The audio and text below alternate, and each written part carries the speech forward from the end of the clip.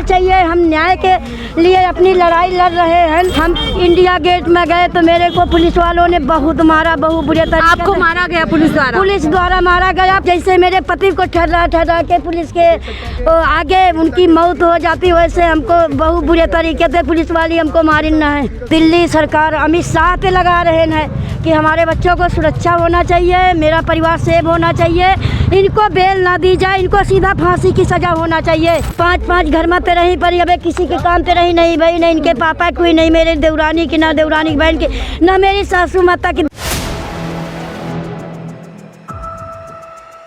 जो सवाल कर रही हैं कि उनके साथ इस तरीके की नाइंसाफी क्यों की जा रही है। आज आप यहाँ पर पहुंची अपनी बेटी के साथ में, क्या कुछ उम्मीद है आज आप यहाँ पे? हम यही कहना चाहते हैं कि मतलब हमको न्याय चाहिए। हम न्याय के लिए अपनी लड़ाई लड़ रहे हैं और आज जंतर मंतर में खड़े हैं अपने न्याय के लिए।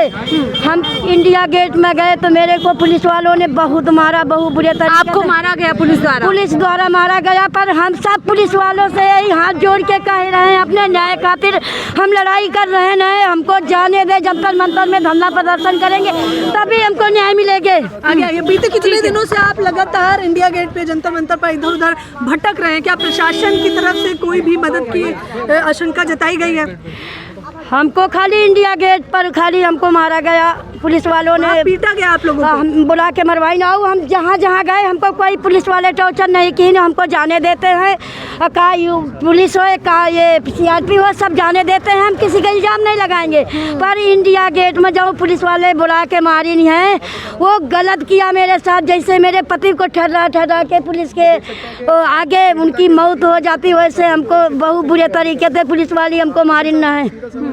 हम यही सवाल कर रहे हैं, हमको जाने दें। हम जंतर मंतर में अपनी गुहार नहीं लगाएंगे जब तक का जनता में आवाज़ नहीं पहुंचेगी। मेरी कैसे सुनी जाएगी? मेरे पति को कैसे हिसाब मिलेगा? मेरे बच्चों को कैसे हिसाब मिलेगा? आज मेरे बच्चे वन में भटक रहे, जंगल में भटक रहे।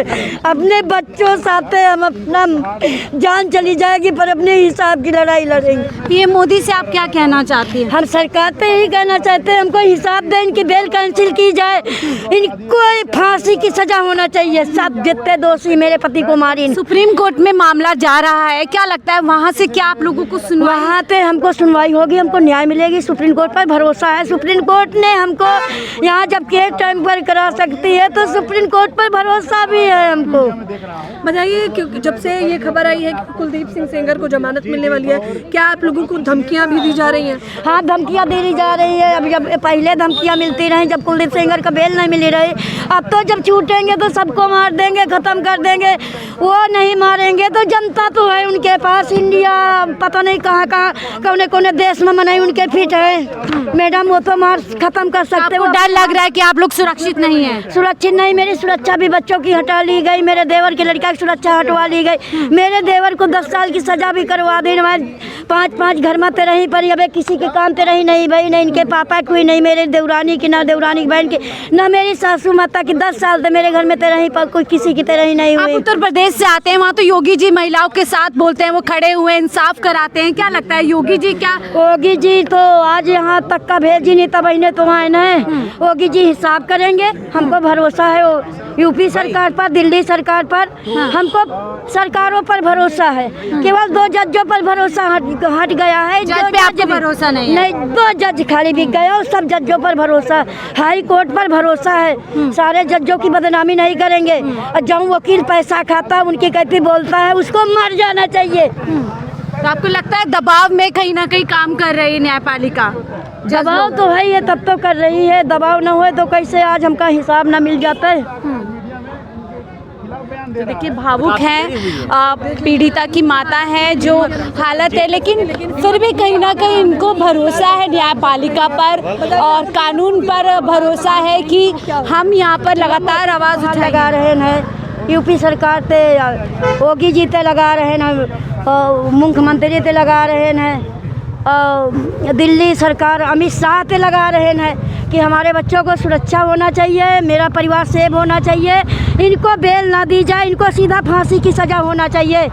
द्रौपदी मुर्मू जी से गुहार लगा रहे हैं अगर हमको न्याय मिलेगा तो उनका एहसान ज़िंदगी भर, पूरी सरकार का एहसान ज़िंदगी भर नहीं भूलेंगे। तो अभी आप किससे मिलना चाह रही हैं? गृह मंत्री अमित शाह से या मोदी जी से मिलना, किससे मिलना चाह हम रही हैं? तो जौन मिलेगा उसी से मिलेंगे, उसके धरना प्रदर्शन उसके पास करेंगे।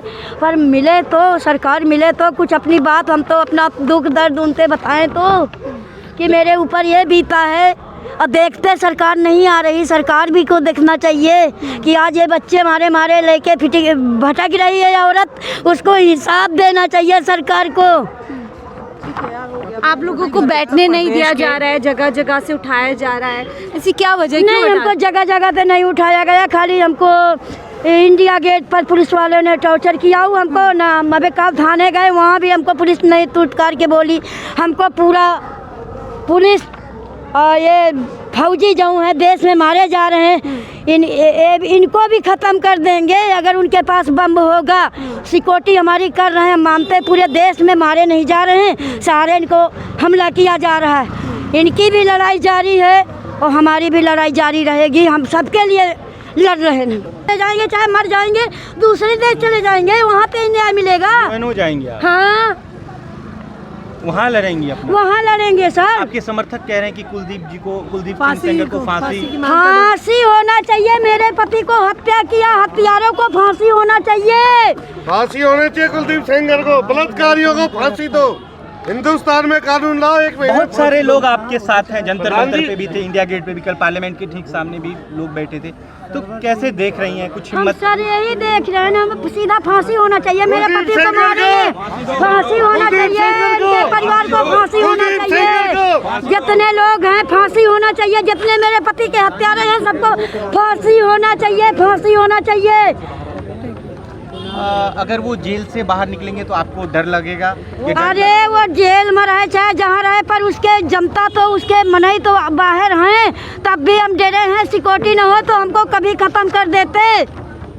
और मेरी विक्टिम की साथ है सिक्योरिटी है, उसके घर में हम रह रहे हैं, मेरे बच्चे सारे रह रहे हैं।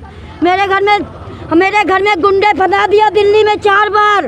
हमें मेरे को मारने के लिए हम साकेत तारीख करने गए थे, मेरे घर में 4 बार गुंडे फंसाए नहीं मेरे को मारने के लिए। फांसी दो, फांसी दो, फांसी दो, बलात्कारियों को फांसी दो। एक मिनट। अभी भी आप असुरक्षित महसूस करती हैं घर पे जब? मेरे पास सिक्योरिटी नहीं, मेरे बच्चों के पास सिक्योरिटी नहीं, मेरे देवर के लड़के के पास सिक्योरिटी।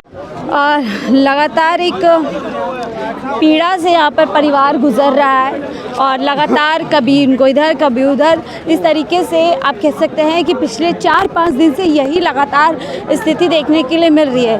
पीड़िता का परिवार कहीं भी जाता है, कहीं पर भी इंसाफ की गुहार करता है, वहाँ से हटाने, डराने का और खदेड़ने का काम किया जा रहा है। जंतर मंतर पर ये लोग मौजूद हैं, अब यहाँ पर इनको आगे बैठने के लिए जो पीड़िता और पीड़िता का परिवार है वो इस घेरे के उस तरफ है, जो एक पूरा घेरा बना दिया गया प्रशासन की तरफ से। और दूसरी तरफ आप देखिए कि आमतौर पर इतनी पुलिस प्रशासन अभी यहाँ पर नहीं था जब लव जिहाद की बात की जा रही थी।